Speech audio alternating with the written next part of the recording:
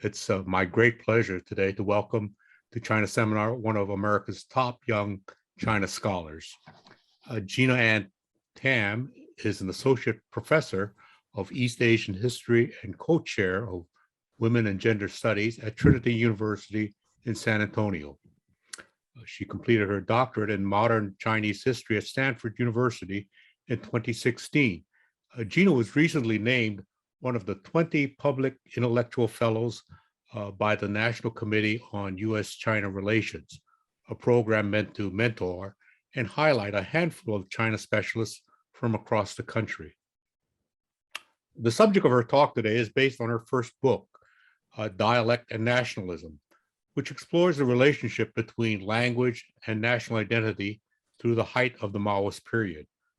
The book is available from Amazon and other booksellers, and I'm sure you'll be interested in getting a copy after you hear Gina's talk today. Moderating Gina's talk will be East West Center Adjuncts Senior Fellow Rick Hornick. So welcome to China Seminar, Gina. The floor is yours. Thank you so much for that incredibly generous introduction. And thank you so much for having me here. I'm really delighted to be speaking for the first time at the East West Center. So thank you to Gerald and Rick and Deanna and Jacob for making this happen. All right, I'm going to start my talk here with what seems like a really simple question. There it is. What is the Chinese language? If I were to ask average people in China or outside of it, their answer would probably be the language we in English call Mandarin or Putonghua, which is we call it in mainland China, or Guoyu as we call it in Taiwan. Mandarin is the language that is taught in schools throughout the People's Republic of China and Taiwan. It is also the language that represents China abroad. It is constitutive of one of the official languages of the United Nations. The United Nations only really has a handful of official languages, and Chinese is one of them. And when you dig into what they mean by Chinese is Mandarin Chinese in terms of its oral form.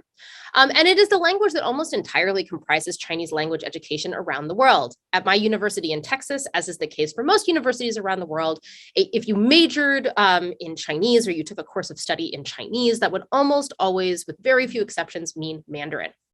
Yet Mandarin is by no means the only language that could be called Chinese. We'll leave aside the Chinese script for now. Itself, it has a very long and complex history. And if you want in Q&A, we can talk a little bit about script, but I'll stick right now with oral Chinese, and which still refers to a large number of oral languages that are mutually unintelligible with Mandarin. It can refer to ancient or archaic Chinese, which are recreations of languages likely spoken hundreds or thousands of years ago in the place that we call China today. It can also refer to an enormous number of local languages spoken around the Chinese-speaking world, including well-known ones like Cantonese or Fujianese with millions of speakers or tens of millions of speakers, as well as dozens, if not hundreds of others. Now, the Chinese government today officially recognizes these languages, from the widely spoken ones to the smaller variants, as smaller variants. There's a sort of like zoomed in map a little bit. A term that we would most frequently in English translate as dialect, or sorry, let me back up for a second. The Chinese government officially recognizes these languages as Fang Yen, a term we would most frequently translate into English as dialect. As Gerald said, it is the translation that ended up on the cover of my book, after some consternation there. But such a translation is inherently problematic. When we think about dialects, we often think of them as being subordinate. Calling something a dialect only makes sense if it is a dialect of something. Moreover, most linguists, well, there's a lot of sort of debate about what a dialect is versus what a language is. Oftentimes, one of the sort of key parts of thinking about something as a dialect or a language is its mutual intelligibility, right? That dialects are generally mutually intelligible with the language they are dialect of and one another. But such criteria do not apply to all or even most Chinese Fang Yen. Cantonese is not mutually intelligible with Shanghainese, nor is Qingdaoese mutually intelligible with Hakka. And though the Chinese government calls Mandarin a language, Fang Yen are not derived from Mandarin. But despite the fact that this translation is deeply misleading at best, discourse from the PRC government and in popular forums not only insists that Fang Yen ought to be translated into the English word dialect, it also presumes that Fang Yen should be treated as though they have the same connotations as dialect. Okay. Educational materials and popular media call Fang Yen branches or variants of the Chinese language. High-profile government figures are often found directly refuting the suggestion that Fang Yen, like Cantonese, could be considered independent languages. There's a really famous case about this in Hong Kong. Mandarin, on the other hand, is officially called in the Constitution the common language of the Chinese nation, without which society can neither be preserved, develop, or progress. We get pictures like this from a Shanghai elementary school in which the child here is holding a sign that says, or a little poster that says, promulgate Mandarin and together build the China dream. Okay, so if dialect is a pretty misleading translation of Fang Yen, why is there this widespread insistence, both within the PRC and outside of it, that Chinese Fang Yen ought to be translated as dialects, and more importantly, that they should be treated as subsidiary, less important, or even when we get into Chinese language abroad, conflatable with Mandarin? And more importantly, why does this matter on a global scale at all? The purpose of my talk, in the short time that I have with you today, is to talk about why this happened, how this happened, and more importantly, why it matters. Most specifically, this talk will show how the presumption that non-Mandarin Chinese languages are nothing more than dialects, a presumption that very much affects the relationship between language and identity today, resulted from battles over competing understandings of the Chinese nation that began in the early 20th century. Because I can't exhaustively talk about this in the short time I've had today, I thought I would focus on one particular event. I would focus on the construction of the Chinese national language, focusing in particular on how battles over what should constitute the national language in the early 20th century solidified a shift in how Fang Yen were imagined, a shift from thinking about them as local languages that were not necessarily subordinate to anything, to dialects that are imagined as subsidiary to the national standard. I'll then wrap up by talking very briefly about the contemporary implications of this today. Now, we'll jump right in. Okay, now the story of the Chinese national language is actually a pretty well-worn one. I know that those of you who do research or have done research in the past often find that when you start explaining your research to people, that there's things people like to tell you about your research. And the story of the making of the Chinese national language is one of those stories that I got told a lot. And the story I was told quite often went something like this. In the early 20th century, the Republic of China had just been founded and it was struggling to get its bearings. The Republic had replaced a 300-year-old dynasty, which had slowly crumbled in the face of domestic turmoil and multiple defeats in foreign wars. As revolutionaries turned state builders struggled to get the Chinese nation from dream to reality, they hotly debated what actually made a nation powerful. On the topic of language, one particular narrative rang true. China did not have, at that moment, a unified national language, and this was bad. That it signaled a vulnerability, it even signaled a potential collapse. So, according to this story, there was a conference at the very beginning of the 20th century. You had representatives that came from North and South. They voted, and the people from Beijing won the battle to serve as the nation's linguistic representative. People in particular, I did a lot of my archival research in the South, in particular in the city of Guangzhou. And when I was told the story a lot, I often got a follow-up lament of, we lost by 2 votes. Our mother tongue lost by 2 votes. Okay. Like any good historical story, this one's a mix of historical events laced with strategic myth-making. Right? Beijing's language would eventually be chosen to serve as the basis of the Chinese national language. That's what Mandarin today is based on, right? And there was indeed a conference. There were lots of them actually, but there was one that was particularly focused on pronunciation. And they did, I don't know if vote is the right word, but they at the very least tried to come to a consensus, okay? But this retelling also misses a lot of stuff. For instance, it misses the fact that what we call Putonghua, or what we call Mandarin today, was not actually China's first national language, right? Either in how it was constructed or how it was conceived, and really even in like somewhat how it sounded, right? But what I find most misleading about this particular story is the presumption that the reason this was contentious was because everyone was just clamoring for their Fang Yen to be the national language. That the operative question was always, which Fang Yen do we choose? Meaning that we were sort of we had all these options in front of us. We were plucking one to serve as the national language. And then we created a hierarchy based on this process alone. Like one got chosen, nobody else got chosen, right? But if we look at how these debates unfolded in the early 20th century, and in particular, how China's first national language was founded, we find that this is by no means the key question being asked. We find that the operative question for language reformers was not really which existing Fang Yen that we have do we choose to be the national standard, and therefore like which geographic space do we choose, right? Do we choose Guangzhou? Do we choose Beijing? Or sorry, Guangzhou, or do we choose Beijing? et cetera, et cetera. But that wasn't really the question being asked. To me, the question really being asked is, what does it actually mean when we say that a language represents a nation?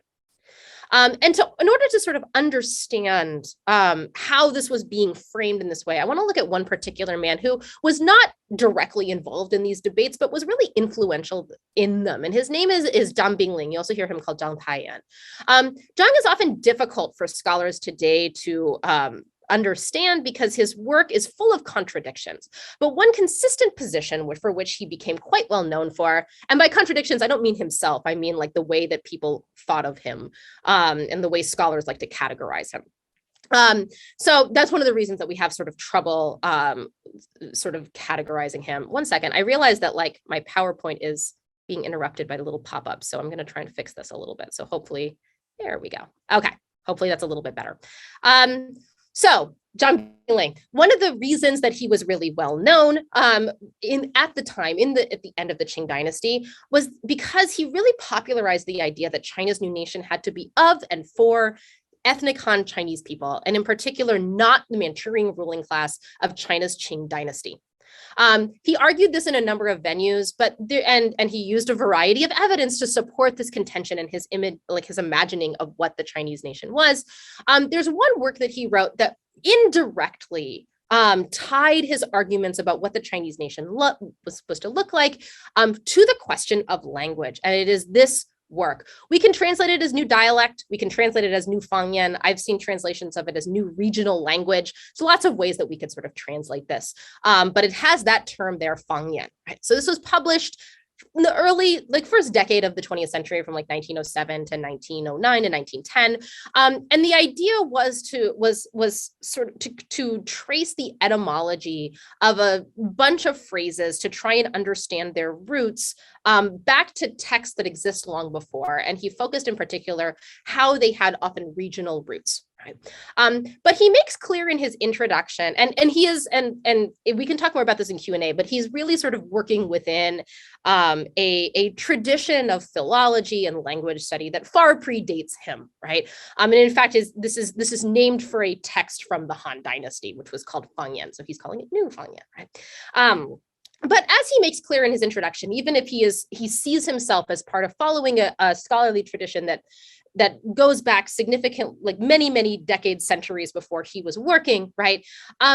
He makes clear, and other contributors to this book also make clear, that Zhang's work has really contemporary implications for the late Qing. Right? Because it rested on the presumption that all Fang Yen emanated from a shared language, that they were evidence of an idealized antiquity that began with the civilizational origins of the Han people. Relatedly, this work sought to prove his contention that while all Fang Yen had a connection to a shared core, and he didn't say this explicitly in New Fang Yen, he said it in other works, but he wanted to show that he clearly believed, he had said in other works, that some preserved this shared core and therefore had a closer connection to the lineage of the Han people than others. And while, again, he doesn't say this specifically in New Fang Yen, he says it in other works, this seems pretty clear to me that this work informed Zhang's prescriptions for a Chinese national language, because he believed it should be a constructed language that embodied the historical pith of the country's diverse Fang Yen, so this idealized antiquity. Such a construction, of course, like practically, if we were going to recreate this idealized shared language of the Han people, would need a base language upon which it would be built. Guided by his anti-Manchu politics, he really opposed Beijing Fang Yen as that base. So this is the political argument that he made very strongly, that just because Beijing was the capital doesn't mean it should serve as the linguistic representative, because he believes that Northern Fang Yen, and particularly the language of Beijing, were too far removed from this idealized language of antiquity, contaminated by centuries of contact with other northern non-Han groups, in particular the ruling Manchus who had occupied Beijing, right? Instead, he has suggested that the Chinese national language be loosely off of the language spoken in the center of China. He called it the language of Chu and Han. Okay, so this was written right before the end of the Qing dynasty, and after 1911, proposals like Zhang seemed quite attuned to the needs of the new nation, as many saw the capital too closely tied with the fallen Qing dynasty and the Manchu rulers of the Qing dynasty. His ideas attracted prominent supporters, including many members of a conference convened in 1913 to determine the pronunciation of the national language.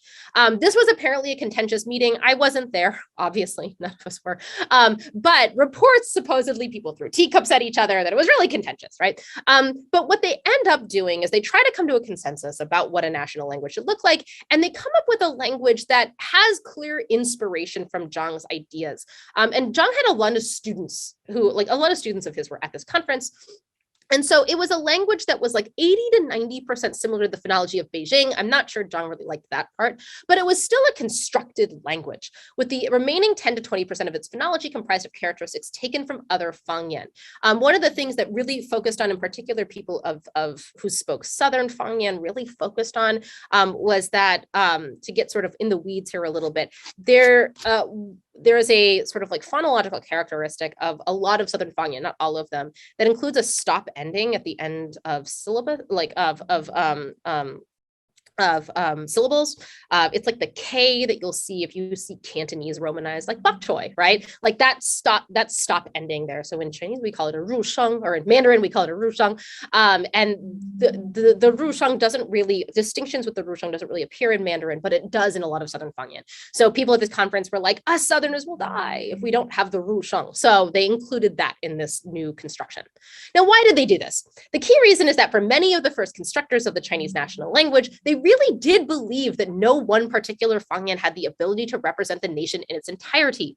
There certainly were some reformers who looked to France or Japan and thought that the national language should be the language of the seat of government, because that's what these other countries did, and that would make it the language of Beijing.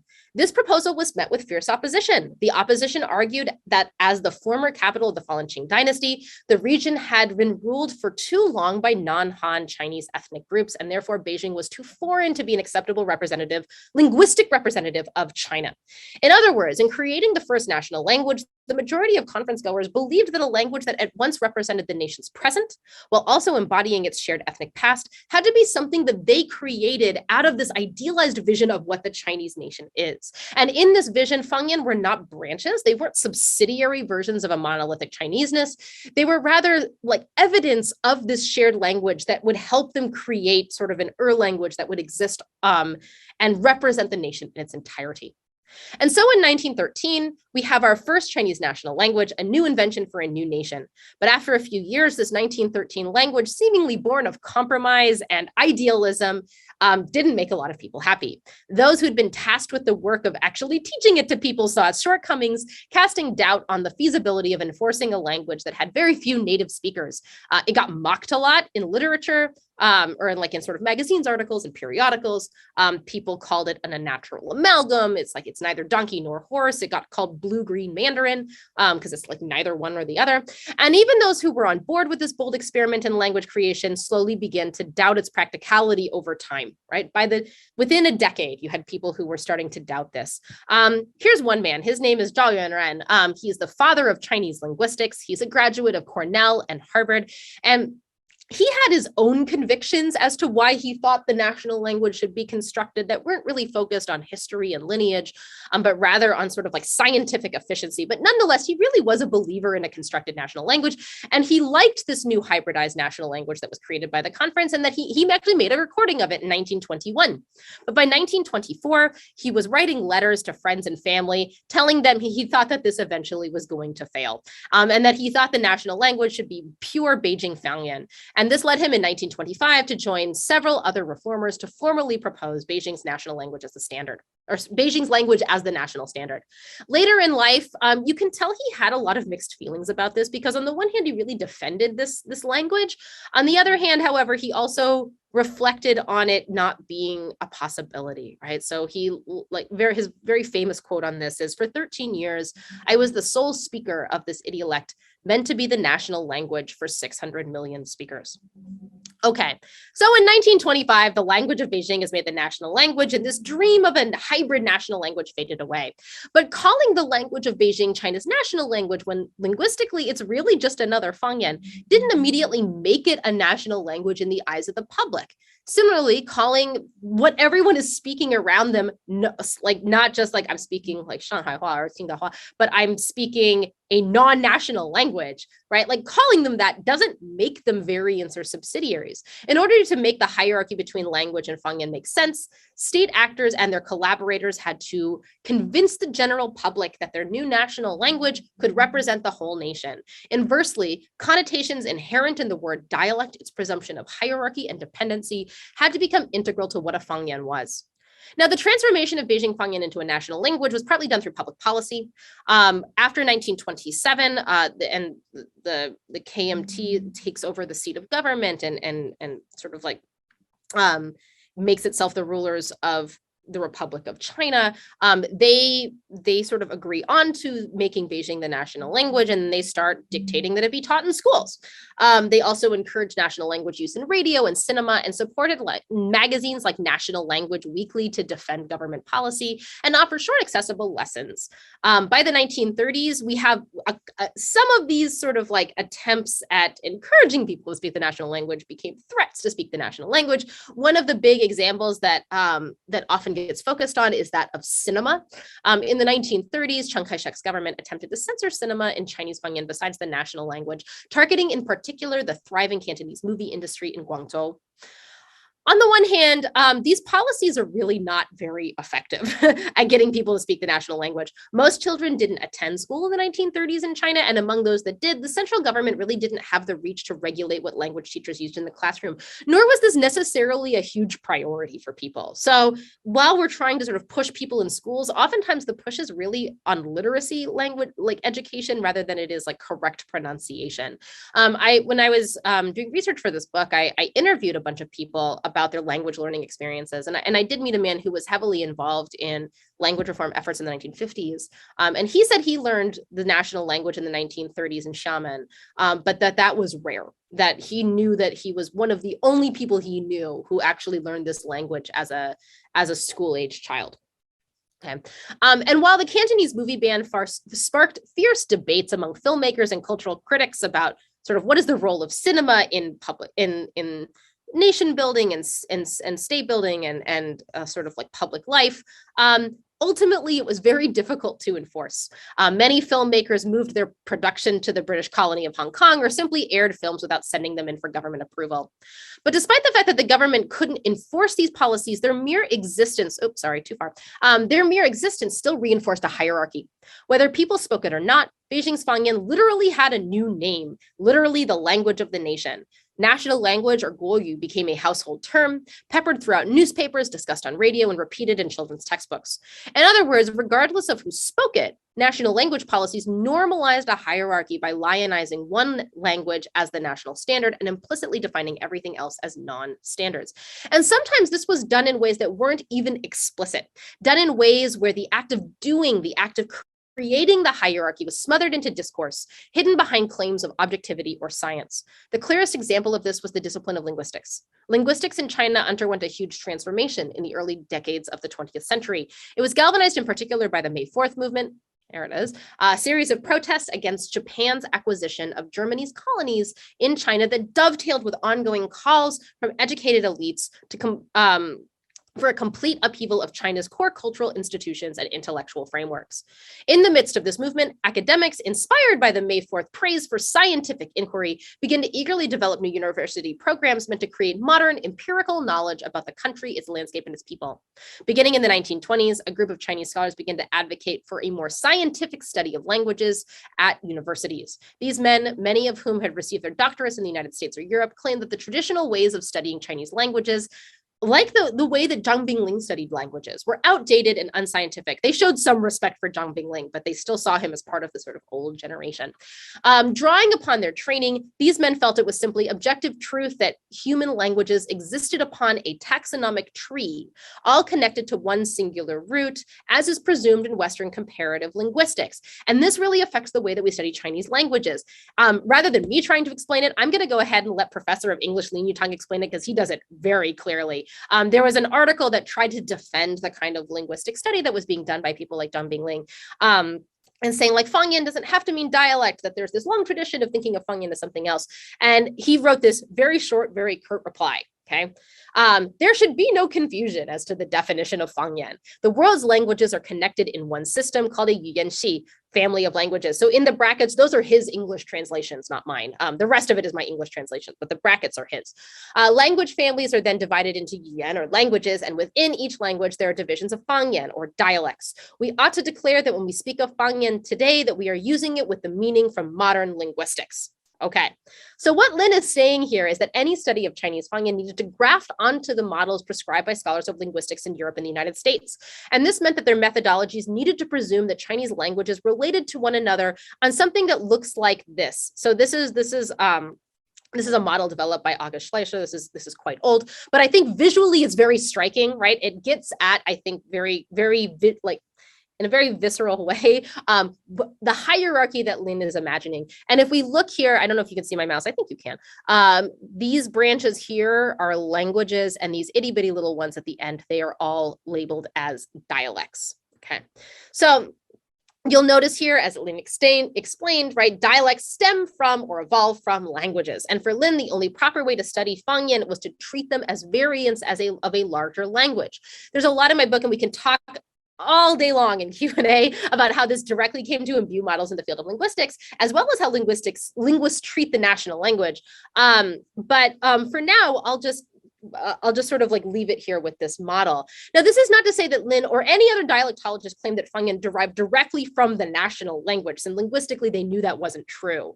But when they go around insisting that this hierarchical model is objective fact, while simultaneously public policy and media claims that there's only one national language, it's easy to see how this model helps to contribute to the linguistic hierarchies we see today.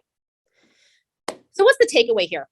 First, the expectation in the early 20th century that in order for China to be a nation, it needed to have a national representative language, created the broad presumption that there could only be one Chinese language. Second, the creation of a national language that took only one Fang Yen as its standard created the political will to allow one Fang Yen to gain a cultural significance that other Chinese languages across the country didn't have. And third, that cultural and political significance was emphasized through a number of venues from education and media to academia. So at this point, you may be asking yourself, she's been talking for 20 minutes. Why does this even matter? Calling something a language or a dialect doesn't seem like an earth-shattering event. I know that there are people out here in the audience who are like, of course this matters. This is really interesting. But I think it's worth talking about why it's important, right? The words we use bound observable things to a series of assumptions, ideas, and cultural touchstones. And as such, they frame our thinking and guide our actions. Calling something a dialect, calling something a Fang Yen, calling something a language matters. To presume that Fang Yen had all of the same connotations as dialects is to force China's linguistic landscape into a hierarchy in which all but one are subordinate. And that really matters because the assumption of Fang Yen's subordination is not limited linguistic structure alone. Ultimately, to speak a language is to grasp and own a particular kind of cultural power. To speak a dialect is to settle for expression of identity that is limited in its scope and diminished in its significance. In this way, what counts as a language and what is a mere dialect is a battle over a place in a cultural hierarchy. And importantly, it has very material effects. The political power in speaking a particular language and having our identity validated affects us in concrete material ways. It affects what we can learn in schools. It affects what languages we need to get particular kinds of jobs. There was a big protest in 2010 to save Cantonese, and that was about television programming, the kinds of entertainment that really means something to us, and what language they are in is affected, and the economy of that is affected very much by these kinds of policies. And while this talk has been overwhelmingly about China, we can see the importance of linguistic categories if we look outside of China as well. There's lots of examples we could talk about. One of the things that I've spent a lot of time thinking about is like language classes outside of China. So Chinese language classes are Cantonese and Fujianese and these kinds of things. But I want to bring a really interesting one. A couple of months ago, right as Russia was beginning its invasion of Ukraine, the language learning app Duolingo posted this about why we call Ukrainian a language rather than a dialect. So how different are they? Before diving into the facts of these languages, we should take a moment to consider what people mean when they ask this question, what people are actually saying when they answer it. Because sometimes this question is a political one. In the course of world history, groups often justify their right to have an independent nation by proving they had a unique language. And so sometimes people who try to minimize the differences between two languages might be attempt to diminish another country's nationhood. So be aware that political ideology rather than linguistic fact can sometimes shape someone's opinions about how similar or different languages are. Now, this is a little bit different from China, right? We're not really talking about separate nations here. But what Duolingo did here wisely was recognize that the designation given was political rather than linguistic, and that designation really matters in terms of political power. That the designation could be used to diminish a country's claim to nationhood, a fact that in the context of brutal war is deeply real and material. And that's why I think these distinctions really matter. When speakers of other Chinese languages or other Chinese Fang Yen cannot learn them at leading global institutions or in their own communities, this not only leads to a material discrimination, it puts people who speak these languages at a deep disadvantage and honestly affects our sense of self. Our languages are who we are. So it's who we are, and there's a materiality to it. It translates into political and cultural power, but also economic and material power too. And that is where I will leave you. I very much look forward to your questions. Thanks, Gina. That was terrific. I have to begin by saying that I'm very sorry that that Professor Dan Kwok, who founded the China Seminar, can't be with us today, because he has written extensively about the idea of Chinese identity and the role that language plays. And actually, I'm going to try to send you a couple of his lectures on that. One of the questions that arises, I know your research goes through 1960, but you've followed it closely after. What progress has been made, if that's the right word, in the last 60 years in terms of making Putonghua the not just the dominant but the only language? I muted myself. That's a great question. So one of the things I get into in my book is that I spend a lot of time tracing rhetoric that really tries to emphasize, right, that Putonghua is, so Putonghua is not a term we get until the 1950s. Before that, it's Guoyu, but that the national language, right, is the language of the nation. And it's something that we need to speak, and it gets tied to patriotism, and it gets tied to nation building and these kinds of things. But ultimately, through the 1950s and 60s, there's this big push to teach it. We have a great leap forward towards Mandarin promulgation in like 1958, 1957, 1958. But I think one of the reasons we have this big push is because a lot of people weren't really learning it. And one of the things I get that gets brought up to me a lot is the fact that China's political leaders in the early years of the PRC also didn't speak Mandarin very well, right? And so what happens is there's a pretty big gap between rhetoric and practice. And one of the more interesting things I found is that it wasn't only that people just weren't learning it, or they were learning it poorly, or they were learning it somewhat. I don't even want to say poorly, that seems unfair. They were learning it to serve a particular function, right? To get through classes, or to get through language classes, or to communicate in their job, but not necessarily sort of like making it their primary language. I talked to somebody who, so during the Cultural Revolution, there was also a really big push on this is our language of our nation. But some sent down youths that I talked to told me during the Cultural Revolution that they were then told by local leaders, learn the local Fang Yen because you need to be able to talk to people, right? I would argue that sort of where we get this actual huge demographic shift where Mandarin is the primary language of people speaking it. A professor I knew at the Chinese Academy of Social Sciences told me that 70 to 80% of people today speak Mandarin. That really comes after in the 1980s.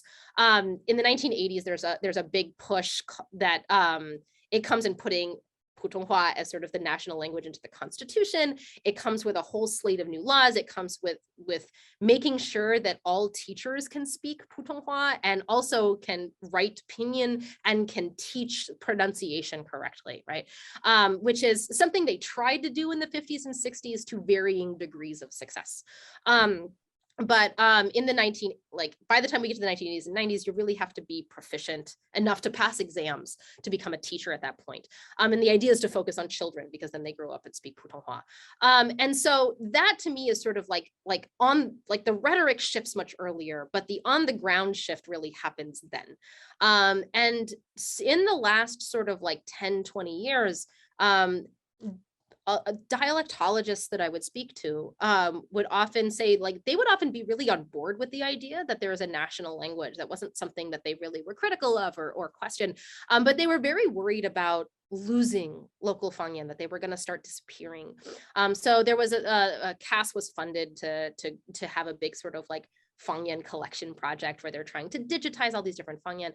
But I think there's a real fear of that, of not like well-spoken Fang Yen like Cantonese or Shanghainese, that those are not necessarily going away anytime soon, but like other ones that are spoken in more rural areas, or like dialects of Cantonese, right? Like other versions of Cantonese that are mutually intelligible with the Cantonese that's spoken in like Hong Kong and Guangzhou, but are genuinely different, right? Like that those are going to be lost. So to me, that's sort of the big shift that happened in terms of like how this affects what people are actually speaking. Mm-hmm. So, by the way, the floor is open for questions. Please use the chat function. So, what can we? Is it possible to analogize this to like France? You know, from 1850 to 1950. I mean, and so both in terms of the changes, but also in terms of the local identities. I mean, to me, one of the first things, I'm not a China scholar, but I'm a China dilettante. But when I went to Beijing for Time magazine in '85, the first thing that struck me was that we'd always heard about the nation of China, but I went to China and I found a continent that had half a dozen countries in it. That it wasn't just the language, it was the food, it was what people sort of appreciated. The Southerners were traders, the Northerners were all these sorts of different things, which made it a much more interesting place. Anyway, so back to the French thing. Is there an analogy there between what happened in France and what's going on now? So that's a really great question. And I can answer this in two ways, I think. I can answer this both in terms of what the people in the early 20th century were talking about, right? And I can answer this in terms of how historians have approached this. So I'll start with how historians approach this. So I think it's an excellent book, if not sort of, I'd like to think there's more to the story than what he writes. So John DeFrancis, like very famous China scholar who passed away a few decades ago, but he wrote in 1950 Nationalism and Language in China, I think was the name of the book, which was quite prescient for him, quite frankly. And he essentially tells this story of there's this country of people who don't have a strong sense of national identity. Sun Yat-sen calls China a sheet of loose sand. People don't have something to connect them together. We create a national language. It's Mandarin. Everyone learns to speak it. Everyone feels like they're Chinese, right? And then in many decades later, and I feel like Eugene Weber should have read John DeFrancis, but Eugene Weber writes a book called Peasants into Frenchmen that sort of traces the same narrative. And I think that's how we often think of how language and national identity happens. And my initial goal when I was going to write my dissertation was to try and understand that process more, like beyond DeFrancis, bring it to later decades, because he wrote this in 1950. And then I get to China like you, and I lived in Shanghai, and I'm like, no, I don't understand, right? What it's like standard Mandarin was not terribly common where I was living. And I spent a lot of my time in China living in the South, where not only are people speaking different languages, right? Like Shanghainese and Cantonese and these kinds, but also are very proud of that, right? That there's a real pride in that. It's particularly true in like Guangdong and Guangzhou and Hong Kong. And so I think there's sort of limitations in the model that Weber puts out there. And my guess is that there are probably really good books about local identity in France and Italy. So the second way we could answer your question is what were reformers in China thinking? And they were very much looking at France, right? I remember having this fascinating conversation with someone who was like who did like the Chinese language reformers see as their models? And I was like, France and Japan. And this guy was like, that's weird. Why are they looking at those places? They don't really seem analogous to China. And I'm like, that's a great question, but that is who they saw. And in particular, those who wanted to make Beijing's language the national language, because they were like, it's the capital. That's what makes the most sense, right? And so there are a lot of really other interesting analogies that we could make here if we were to look ourselves. And also they were looking as well. So there's a big movement in terms of Turkish language reform and Arabic language reform that I know less about, although there are scholars who are writing about this. But France was one of the places that Chinese reformers were looking to as models for how to make a national language that then creates a sense of national identity. A similar question, I'll read it anyway. Was the desire to identify a national language in the early 20th century influenced by Western philosophy on nation building, as was the case in places like Korea, which I didn't know? That's such a great question. So yes and no, right? On the one hand,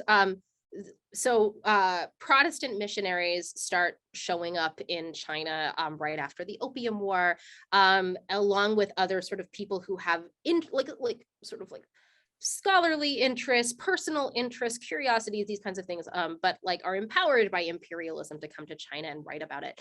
And they write a lot of, they don't really know what to do with China's linguistic diversity. They're like, it's really diverse, but what do we call them? Are they dialects? Are they vernaculars? Are they colloquial? Like, what do we call them? And they just kind of use those terms interchangeably. But they looked at China and they're like, everyone speaks a different language, and that is clearly a problem. And you see Chinese reformers repeating a similar kind of rhetoric. That said, they also understand that there is an extent to which the way like that an idea of what a national language is being imposed on them through imperialistic means, right? And so there is an attempt to sort of like a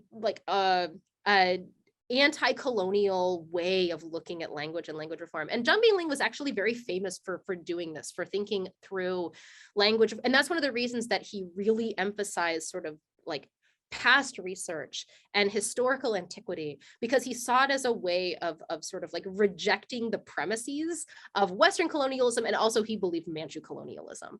And so there, on the one hand, right, there's clearly an influence here, but it's not mimetic, right? There's a real response to understanding the global inequality here and dictating in what people are supposed to do.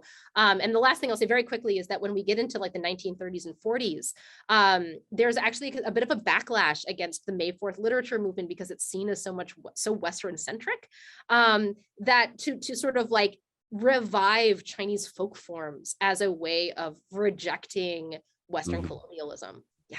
How do you see the relationship between language and nationalism in Chinese diaspora communities, Singapore, other Southeast Asian nations, as opposed to, I mean, because they've got their own versions, right? That's a great question. I'll speak very specifically to a community that I've really had the privilege of working with, which is so I went to Stanford for my graduate career, and I studied Cantonese there with a Cantonese professor. And last year, Stanford signaled that they were going to not renew her contract, and therefore sort of like effectively, if not directly, but indirectly, like cancel the Cantonese program at Stanford. And that created a huge backlash among Stanford alumni, many of whom were Cantonese speakers in a city where the most commonly spoken Chinese language in the Bay Area is Cantonese, right? And what I find fascinating about a lot of the rhetoric that I get, and Cantonese, I think, Cantonese speakers tend to be the most well-known, but this is also true, I think, among Fujianese speakers and Hakka speakers, right? Is that it's not necessarily, right, like an attempt to create a different kind of nation here, but rather an attempt to emphasize that Chinese identity is really multivalent, that it's diverse, and that like to be Chinese can mean to speak multiple languages, right? It can mean to speak languages besides Mandarin, that speaking Cantonese makes you just as Chinese as speaking Mandarin, right? It's not a variant or something like that. And I find that those sort of one of the big distinctions I see is I also see that rhetoric in China, but I see much less of a pushback against the idea of thinking of them as dialects. So like there's a wonderful book by Fang Yen that just came out about Shanghainese identity and Shanghainese language. And according to her, right, people don't really care if it's called a dialect or a language, they just want it to be preserved. But when you start getting into diasporic communities, they take this language dialect dichotomy really seriously. And they see it as very political, right? In like a different kind of Chinese identity that's foreign to them and their families and their histories being imposed on them when they want to understand being Chinese in a different kind of way. To what extent, how is the Manchu language? Was Manchu then considered as Fanyang, as one of the major languages, because they weren't Han, obviously? Yes. So this is such a great question. And when we get into languages, like languages that are spoken by people who do not identify as Han or as Chinese, that is, to me, sort of like, one of the things I really dug into in writing this book is, where are we drawing the distinction between what counts as like a Hanyu Fang Yen or a Fang Yen of Hanyu and a different language, right? And to me, the sort of core of it was the ethnic identity of the speakers, right? So there's some really interesting work on Manchu language during the Qing dynasty. At some point, it is also called Guoyu. There's a new book by Martin Sarala who gets into the Manchu language. But when we get into the 20th century, as we're doing a bunch of Fang Yen surveys throughout China, there are also people who don't want to study Hanyu Fang Yen, they want to study ethnic minority languages. And there's some really fascinating work in which people sort of like, there's so it's Li Fenggui does this whole survey of languages in Yunnan, and he's like, here is this language spoken by these people who do not identify as Han, and here is a whole list of Chinese borrowed languages or borrowed words, right? And he doesn't conceive of it as a Fang Yen, despite the fact that there are probably an enormous number of similarities, because he's like, they don't see themselves as Chinese, so they're not speaking a Fang Yen Hanyu. And so that ethnic, that like in many ways, the discourse about preserving Fang Yen is an ethnic discourse. Like we see ourselves as ethnically Chinese, and therefore these are Chinese languages. How do you think, I mean, he's noticed over the last 4 decades that the dialect, or whatever you want to call it, spoken in Beijing has also changed. It seems to me to have evolved into a change in rhythm and a running together of words in the spoken sentence, kind of a low growling characteristic, quite different from Beijing Hua from the 1960s. Does that ring true? That is so fascinating to me. And quite frankly, I don't feel like I have the expertise to actually comment on that. The first time I went to China was 2006. And while I've listened to recordings and such, I don't feel like I can really account for, like in a expertise kind of way, changes in the language. But like my inclination here is to think that medium plays a huge role in sort of bringing together or sort of standardizing the way that people speak, right? And so I know a lot of people think of Mandarin and think of Putonghua as being very formal. And I think that's because you learn it in schools, you hear it on news radio, you hear it in television. So it is really standardized and really formal. And my guess is that probably would have changed quite a lot when we have increase of people watching television and increase of people going to schools and learning really formal Mandarin. I will say there is very clearly a huge distinction between like formal standard Mandarin and what you hear on the streets of Beijing. And this is something that people in Beijing, I have a wonderful photo of like a public service announcement that was meant to sort of educate people on Beijing Fang Yen as being distinct from Mandarin. It had a particular slang that didn't exist in Mandarin, which the whole question of sort of like what gets included in Mandarin as slang and what doesn't is also a really fascinating question. But I do want to stress, right, that in official rhetoric, Beijing Fang Yen is seen as different than Mandarin in the way it's imagined. Right.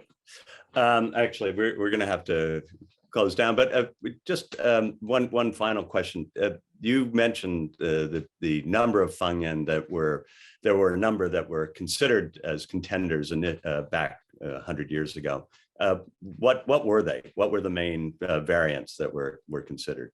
Well, so this is really interesting, actually. I mean, there's a difference between people sort of clamoring for a particular Fang Yen and then it being a serious contender.